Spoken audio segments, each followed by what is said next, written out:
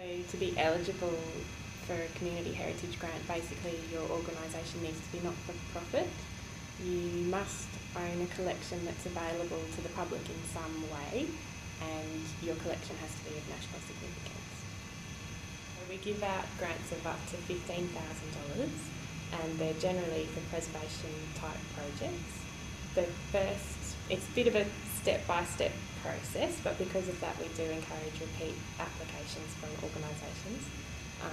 So first off we'd offer a significance assessment and then a preservation needs assessment of your collection, and after that we'll help you fund any preservation activities that have been recommended by those surveys.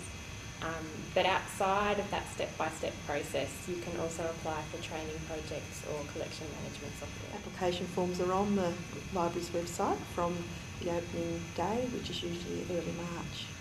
Okay. So people who are applying do need to apply for an amount. It's not we apply for a grant, they have to substantiate an amount. It would be make sure you have a nice clear budget that outlines exactly what you need the money for, and your budget should be supported by quotes, and your budget should also match your project description, which is where you tell us exactly what you're going to do with the money that you require. And to seek advice if you get halfway through the application form and you're not sure what should go there, always ring the office here in the National Library for some advice how to actually proceed with the application. People do feel like they need assistance. There's lots of people around that can help them, like regional museum advisors or Museums Australia, various state bodies that help with heritage grants and applications. So if you can't call us, there will be someone around that can help you. People also assume that because they're applying for a significance assessment that they don't have to complete section 6, which is your significance statement, but actually because national significance is an eligibility requirement of our grants and that needs to be assessed, you do have to complete that question as best as you can, even if you're applying for a significance assessment.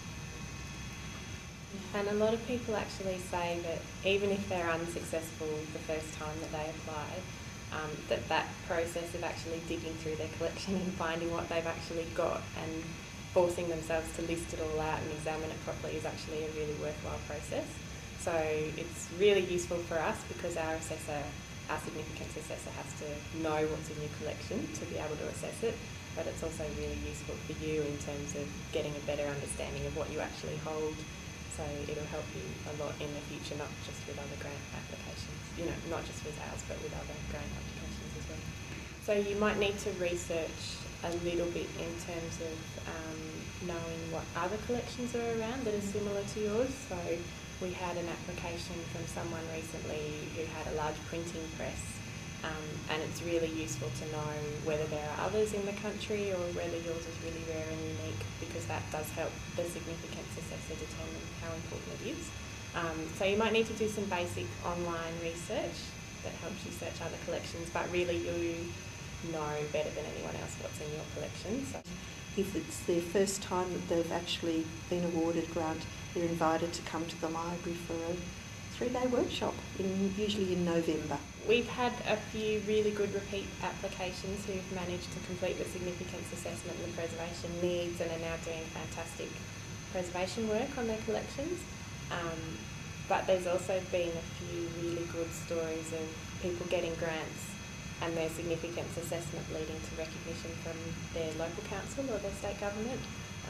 So in 2008, I think it was West Coast Heritage Limited, they received a significance assessment from us, but because of that significance assessment, their local council actually realised that they had this amazing collection and have now offered them $50,000 to redevelop their building for storage. So yeah, there are great success stories that come out of it.